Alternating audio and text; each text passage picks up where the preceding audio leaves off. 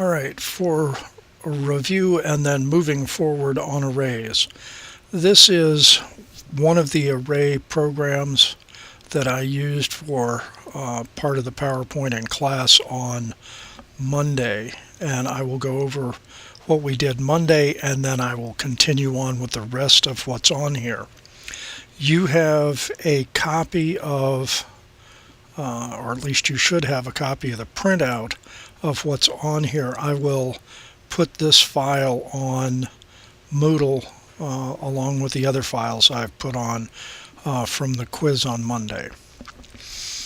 Okay, this is called Public Class Array Test 1, and I've jumped right into the main, and basically this just gives me the ability to run the pieces as I want to. Alright, so we started off by simply saying let's declare an array of int. And so you just simply put int, square brackets, open, close, and the name of the array that you want to use. This simply declares it. It doesn't say what size it is, and right now it has no values in it at all. If I move on and say, okay, let's declare it and set the size, in this case the length will be 5, I would say my array equals new, this is what instantiates my array, int 5. So I have 5 places to store things, and they should all be integers, or ints, excuse me, they should all be ints. Now, at this point, all the values are going to be 0 because I haven't put anything in there, and they initialize at 0.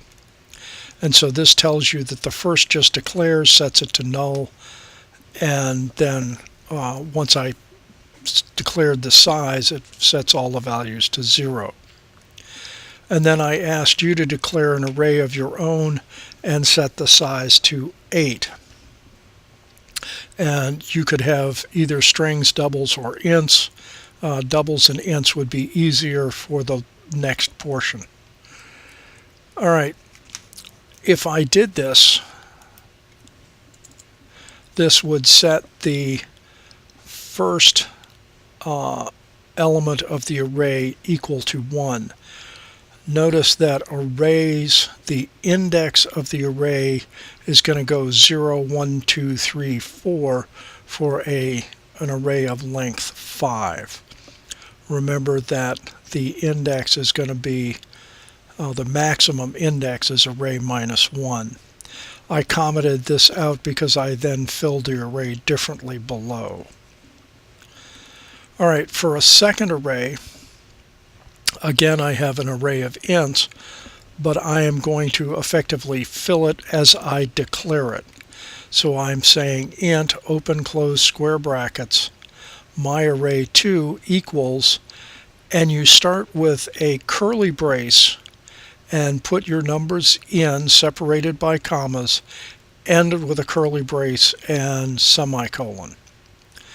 All right, and then we have print out the first element is my array 0.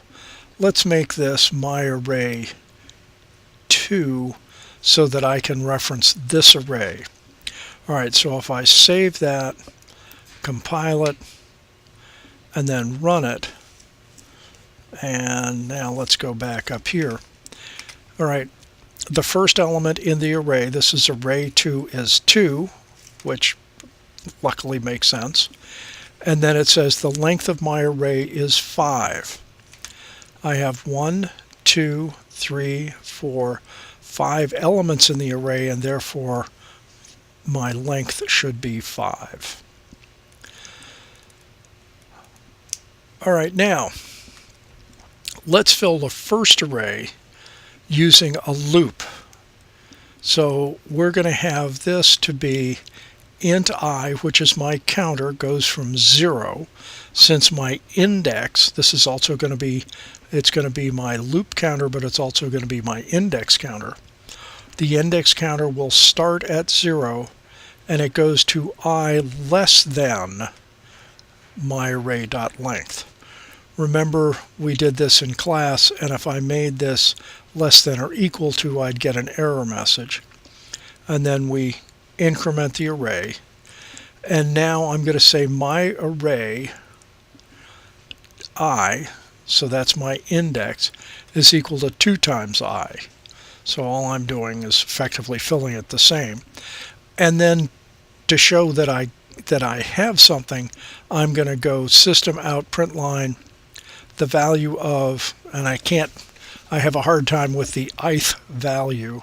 I guess I could put a th there. The ith value in the array is, so if we save, compile, and run, having made the change, so we have the 0th value is 0, the first value is 2, the 2th value is 4, the 3rd value is 6, and 8. So we have our 5 values, but they're numbered 0 to 4. All right, so now let us look at the vocabulary. We've used 2 words, one being element and one being index. When you talk about an element, you're talking about a value that is stored in the array, and that element will be of the data type that is used in the array. And the index is used as a counter inside the array, so I know where the values are stored. All right, what does it mean and why do I care? An array is an index of things. In my case, I have ints. I need to be able to get to each one, and so an array is described as a set of elements that is contained in the array, and each element has an index that tells the user where that element is. Just like letters in a string have an index, so do the items in the array. Now remember when we had a string of text, and I'll bring back the quick brown fox, and if I say int first O equals text dot index of the letter O, and then I'm going to print out where it is. And if we come down, let's pull this up. Okay, the value of first O is 10. So 0, 1, 2, 3, 4, 5, 6, 7, 8, 9, 10. So the first O, we had to start counting at 0 because this is index of. All right, and in the array, I can do the same thing. I have to start counting at 0. And so int second is my array 1 because I'm going 0, 1, so this is really the second value. So here it is, the second value, or the second element in the array, has index 1 and a value 2, okay, because we did 2 times I. All right, and let's look at one last element. You can fill an array by using the keyboard, following the example given below. All right, now what I did was I went back to one of the methods we used before, either in the circle or the rectangle, and if you'll excuse me while I scroll way up again, I had to use the import Java util scanner, and that has to be at the very top. Don't make the mistake I did the first time and put it in between here. It has to be at the very top, and so that gives us the ability to use the keyboard. So now I have string open close square brackets, so that says I'm going to have an array of string type.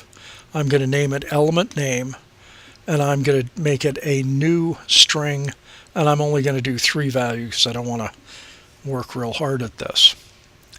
Now I'm going to go from for int I equals 0 and I is less than or equal to 2. All right, I have three values, so that's 0, 1, 2, so I'm going to be less than or equal to 2. I'm going to increment my counter. And then we have scanner keyboard equals new scanner system in. We're then going to ask for the name of the element, and string R equals KB next line, and element name I is equal to R. So that means I'm going to put the string in there. So let's make sure we compile correctly, and we'll run this.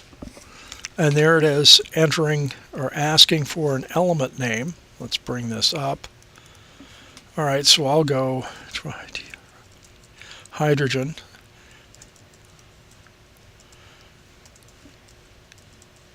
So there are my three element names.